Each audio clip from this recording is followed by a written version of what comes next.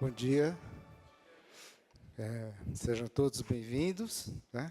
Vamos fazer mais uma oração só, por favor. Senhor nosso Deus, nós agradecemos por todo o teu cuidado com a tua igreja, e principalmente com a vida de cada pessoa aqui durante o ano de 2018. Obrigado pelas tuas promessas, pelo cuidado do Espírito Santo com a vida de cada um de nós, ó Pai. E queremos agora, nesse primeiro domingo de 2019, continuarmos olhando para o Senhor, mirando para o Senhor, e pedimos para que o Senhor continue nos falando, porque nós precisamos ouvir da Tua voz, nós precisamos aprender do Senhor, e nós precisamos estar sempre mais perto de Ti, Pai.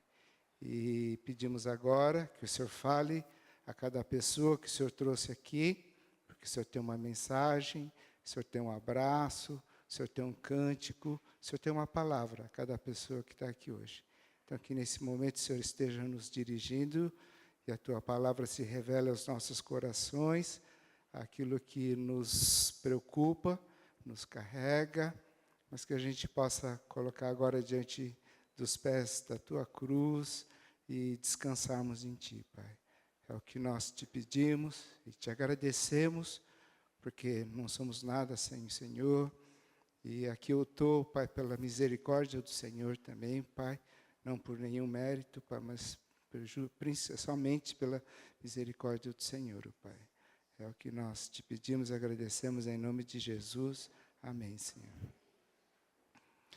Nós estamos nesse começo de ano, janeiro, nós estamos falando sobre desafios para esse ano de 2018, né? Esse é o tema desse mês. Eu estava conversando com um amigo meu durante essa semana, e a gente estava conversando assim, como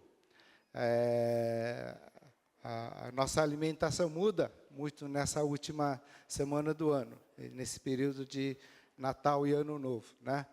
E como quando a gente abusa, a nossa alimentação fica toda desregrada assim, a gente sente assim que, sei lá, perdemos toda a dieta do ano e a gente extrapolou e jogamos tudo fora aquilo que nós fizemos durante o ano todo, né? Aí esse amigo ele falou uma coisa interessante, ele disse assim, o problema não é o que a gente come entre Natal e Ano Novo, mas o problema principal é o que nós fazemos durante o Ano Novo e o Natal, né? Então, a gente costuma achar que aquilo que nós comemos somente nesses dias que ficam entre Natal e o Ano Novo, é que estraga, ou digamos, faz a gente sair fora da dieta. Mas não, ele falou, olha, o principal é a gente se preocupar aquilo que a gente faz entre o Ano Novo e o Natal também. Esse é o principal.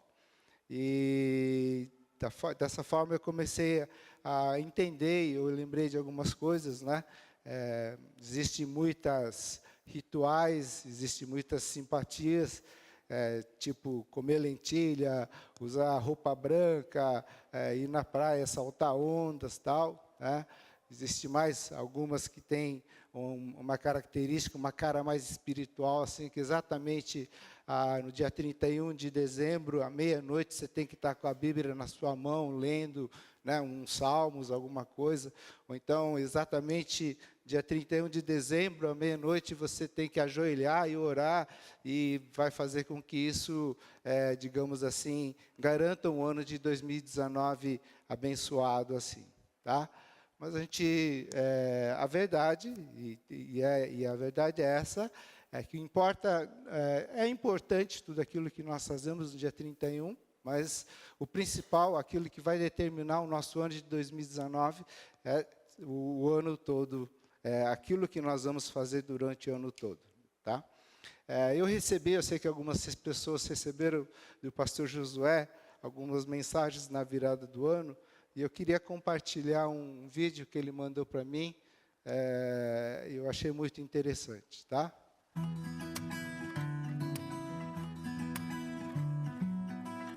Ano novo, vida nova, mas se a gente não for diferente, tudo vai ser igual.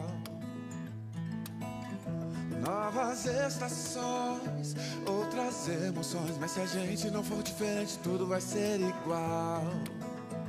Se a gente não viver numa boa, se ficarmos estressados à toa, se não nos importarmos com as pessoas, tudo vai ser igual.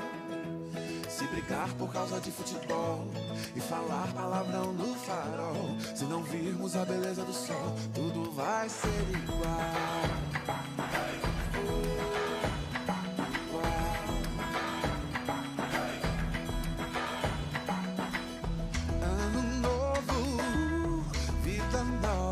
Se a gente não for diferente, tudo vai ser igual.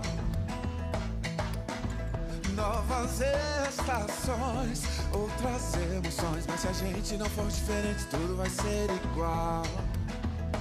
Se não valorizar aquele amigo, se olhar só para o próprio inimigo, se não se importar com alguém ferido, tudo vai ser igual.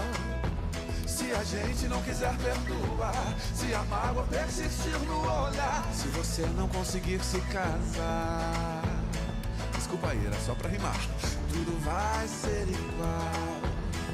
Se o amor de Deus não for a diferença, tudo vai ser igual.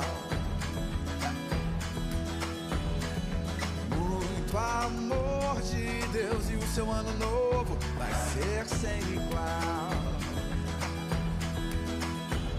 Pois sem o amor de Deus, tudo vai ser igual. Igual, igual. Exatamente isso. Se você quer que o seu ano 2019 seja diferente, não adianta fazer exatamente o que você fez em 2018. Tá? Se você quer mudar, se você quer fazer que algumas coisas sejam melhores para você, a gente tem que mudar algumas coisas de tudo aquilo que nós fizemos em 2018. E eu queria hoje, baseado em duas pregações, uma do pastor Ricardo Agreste e algumas mensagens que o Josué me mandou, eu queria compartilhar com vocês algumas coisas. No dia 31 à noite, o pastor Paulo falou do Salmos 37, né? Ele disse da entrega, existem coisas que nós não temos controle, não existem coisas que não adianta nós retermos e nós nos preocuparmos, né? Mas são coisas que nós temos que entregar para Deus. E hoje eu queria ler um Salmos de Davi, Salmos capítulo 139, versículo 1 a versículo 3. Salmos 139, bem no meio da Bíblia, capítulo 139, e do versículo 1 a versículo 3. Nós vamos, no começo, a princípio, nós vamos ler esses 3 versículos, e ele diz assim: Senhor, tu me sondas e me conheces, sabes quando me sento e quando me levanto. De longe percebes os meus pensamentos, sabes muito bem quando trabalho e quando descanso, todos os meus caminhos te são bem conhecidos. Para nós queremos fazer um 2019 diferente, para nós queremos mudar alguma coisa que nós fizemos em relação a 2018, é importante a gente também fazer uma avaliação de como foi o nosso ano de 2018 também. Tá? Sempre é bom fazer uma avaliação. Tá? Eu acho que necessariamente você não precisa fazer nessa transição de um ano para o outro, tem gente que prefere fazer no meio do ano, né?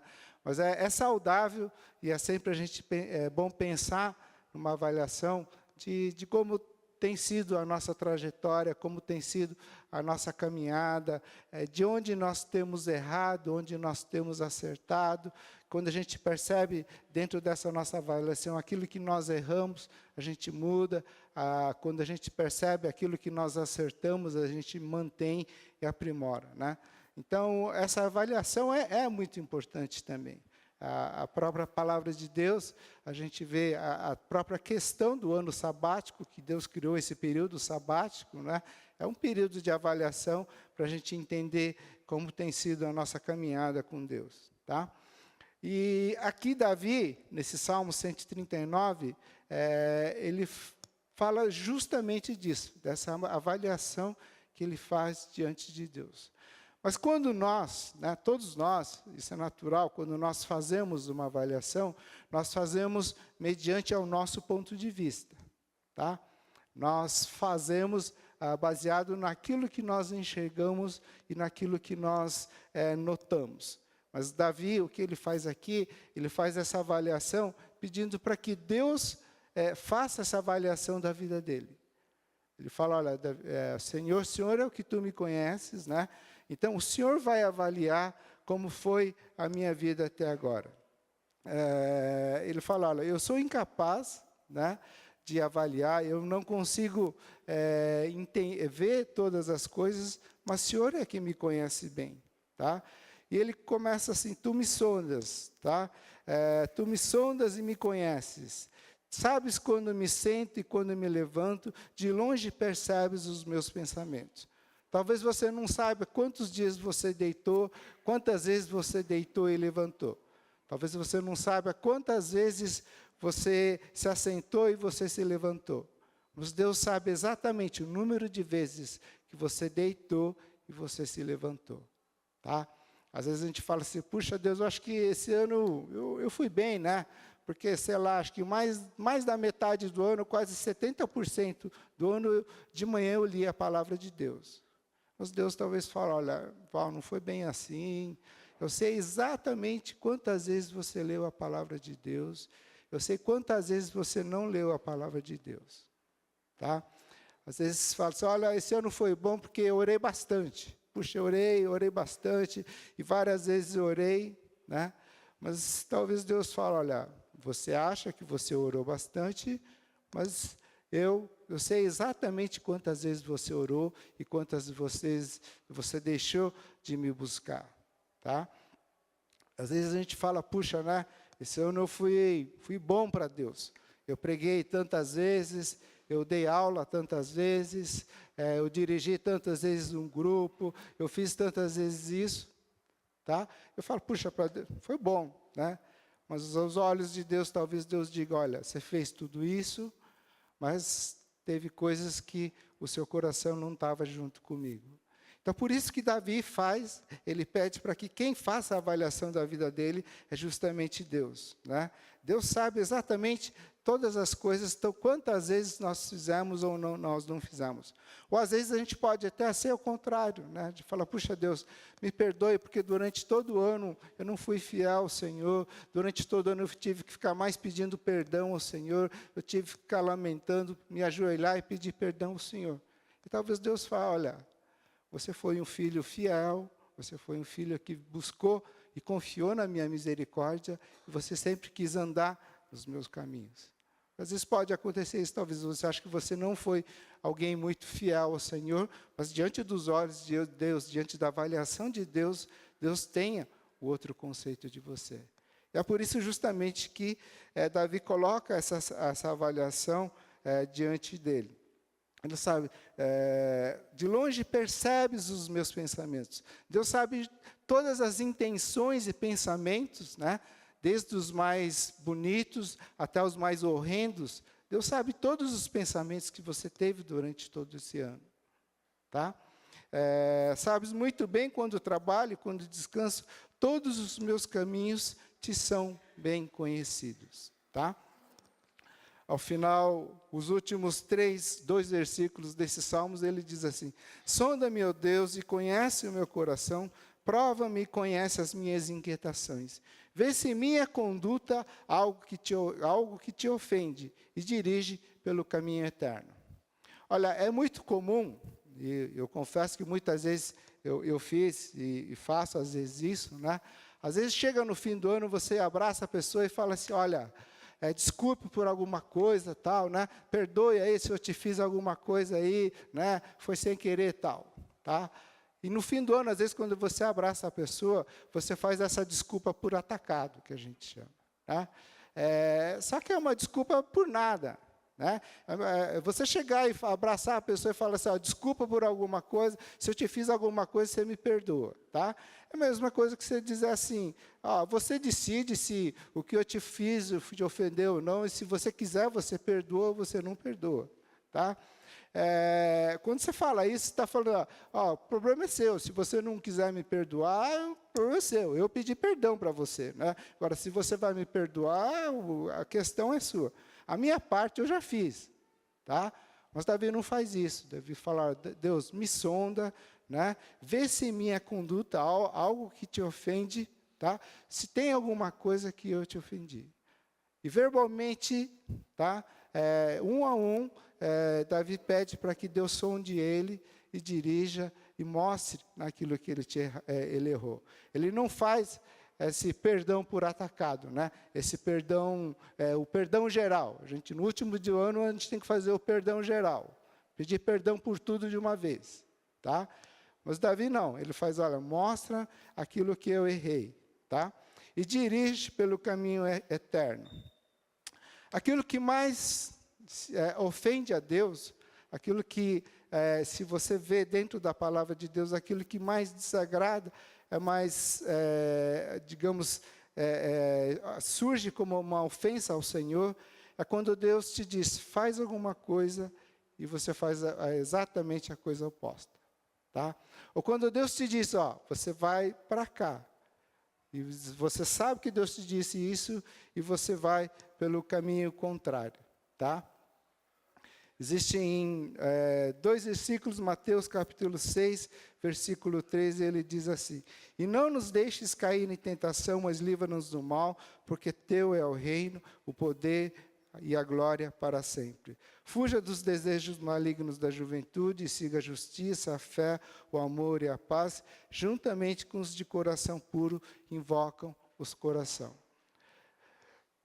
Nessa oração ele diz assim, quando ele pede para que Deus dirija pelo caminho eterno, ele fala justamente daquilo que, durante o ano de 2018, perseguiu a gente por todo momento, que é fugir das tentações. Tá? E é justamente isso. A gente tem que fugir das tentações. Né? A gente não tem que mexer com as tentações, a gente não tem que brincar com as tentações. Na oração do Pai Nosso, que Jesus ensinou, ele fala, e não nos deixes cair em tentação, mas livra-nos do mal. Não nos deixe perto do mal. Né? Nos afasta do mal que pode nos derrubar. Fuja desses perigos. Tá? Então, que nesse ano, nesse propósito que a gente tem, a gente possa lembrar disso, de cada vez mais ficar longe daquilo que vai te fazer mal. Distanciar daquilo que não te faz bem. Tá? E segunda coisa, daquilo que, quando Davi pede para que Deus te dirija pelo caminho eterno. Pois nem mesmo o Filho do Homem veio para ser servido, mas para servir e dar a sua vida em resgate por muitos. Eu achei interessante, eu estava vendo essa pregação do pastor Ricardo Agreste, e ele tem um momento que ele faz essa avaliação do ministério dele. Tá? Ele fala justamente isso, olha, será que vale durante a pena ele preparar tantas mensagens, vir diante da igreja, pregar, gastar tempo, falar, explicar minuciosamente algumas questões da palavra de Deus. Né?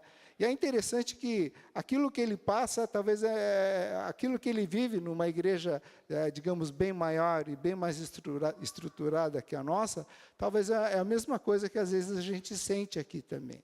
Tá? E ele fala justamente da diferença entre ser servo, ser discípulo de Cristo e ser membro de igreja. Talvez por falha dos dois lados, né? Muitas vezes as pessoas se preocupam mais em ser membros da igreja do que servos de Cristo.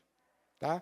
Existe uma preocupação muito maior hoje de se ter membros de igreja do que ser servos de Cristo. Membros de igreja, tá?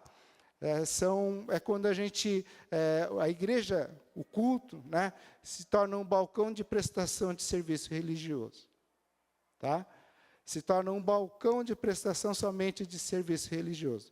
Então, você chega aqui, você senta, ou você vê pela internet, talvez, você olha e fala, nossa, né, hoje o pregador está inspirado, né? Falou forte. Tá? Ou outro te fala, nossa, hoje pregador acho que não estava muito bom, né?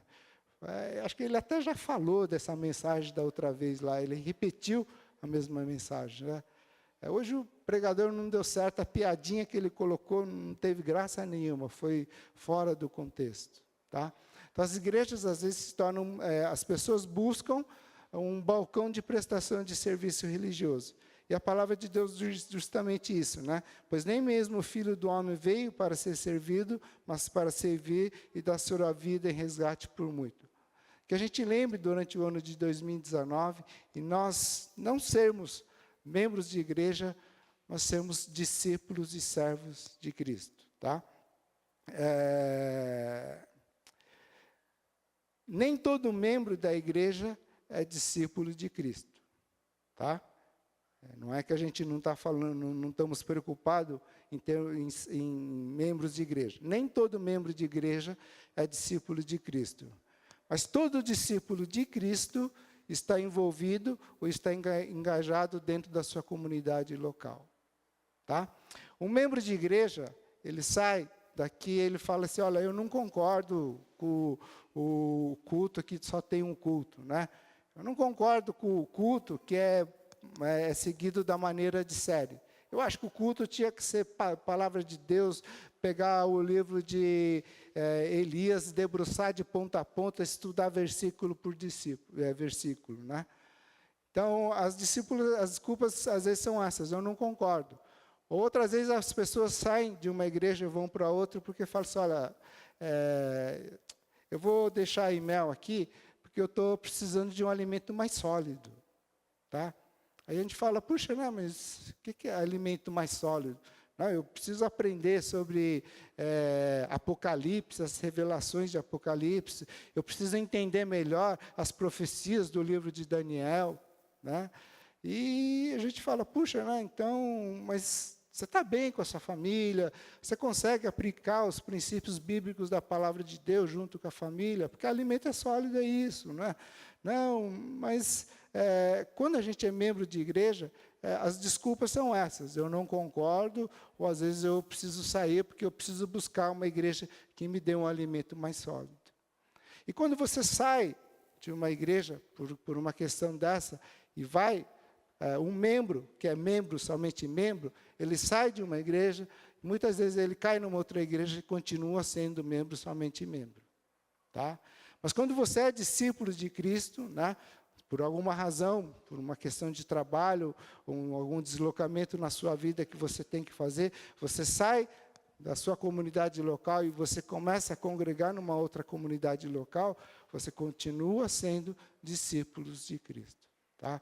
Você esquece de ser, não se considera muito a importância de ser membro de igreja, mas a importância de ser discípulo de Cristo. Então, que nesse ano de 2019, a gente tenha nesse coração o nosso desejo, não somente de ser membro, mas de ser principalmente discípulos de Cristo, tá? Mas eu queria também lembrar de uma promessa de Deus, que está em Jeremias, capítulo 29, versículo 1, ele diz assim, isso é uma promessa de Deus, talvez é uma palavra que Deus tem para você durante o começo desse ano. Porque sou eu que conheço os planos que tenho para vocês, diz o Senhor. Planos de fazê-los prosperar e não de lhes causar dano.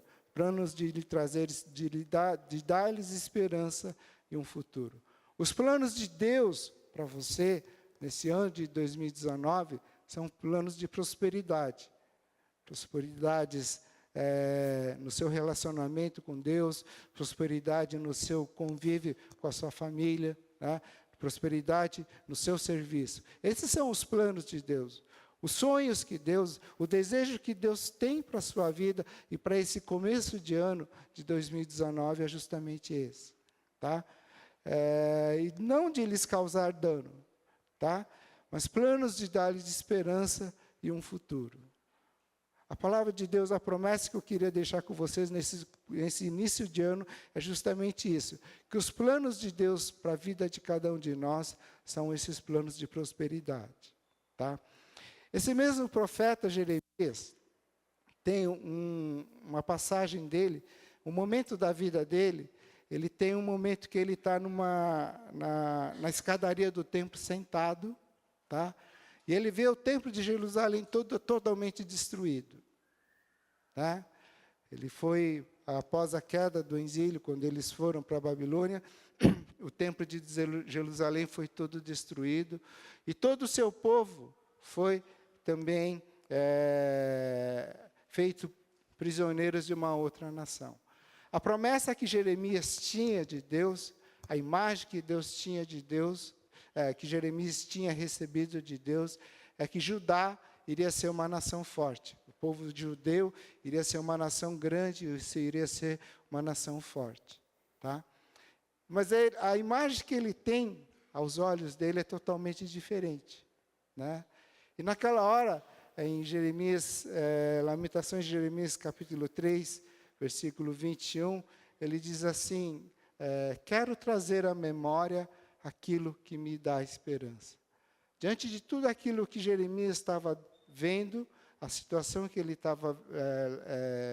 tinha diante dos seus olhos, ele começou a lembrar, durante tudo aquilo que Deus tinha feito, a libertação do povo de Israel, como Deus cuidou com o maná todas as manhãs, como Deus foi fiel com ele, com o povo de Israel, trazendo a direção da luz durante a noite, né? E toda a proteção que Deus teve. Pouco a pouco, Jeremias foi lembrando das promessas de Deus, como Deus tinha sido fiel com ele.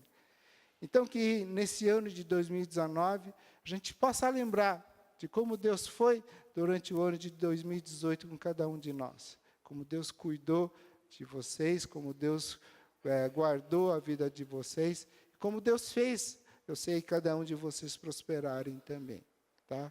Eu queria terminar com um cântico, né, que fala justamente isso. E logo depois a gente vai celebrar a Santa Ceia também. Um discípulo de Cristo, ele entende justamente o que é a Santa Ceia. Né?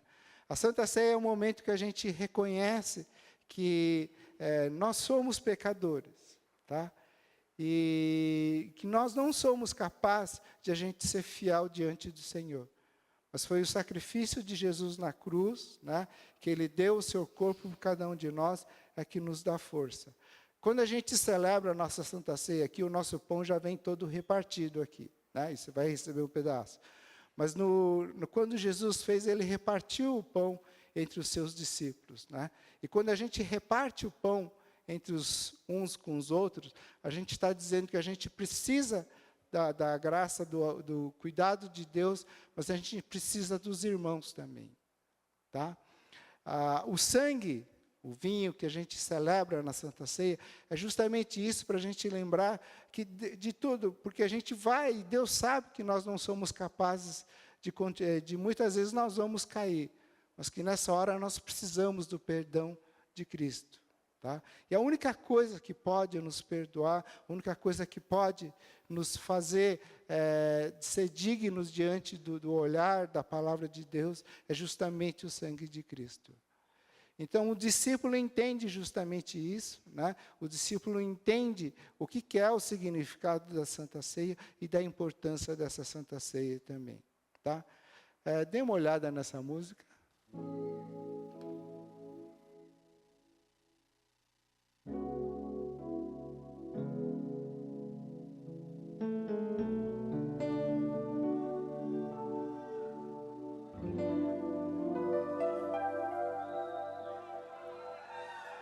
Tantas lutas, tantas dores num deserto, pareço estar, mas te entrego os meus temores.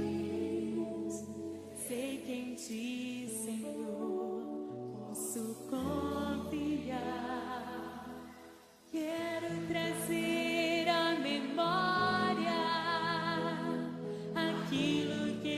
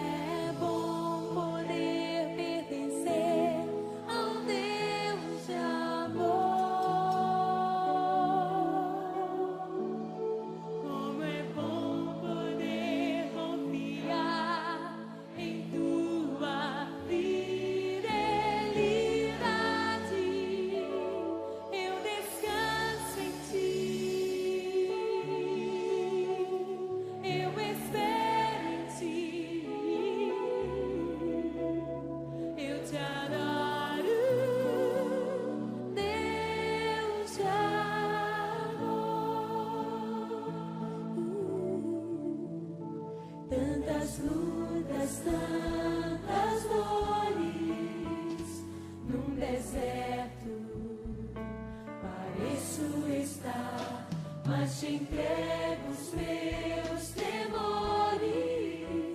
Sei que em ti, Senhor, posso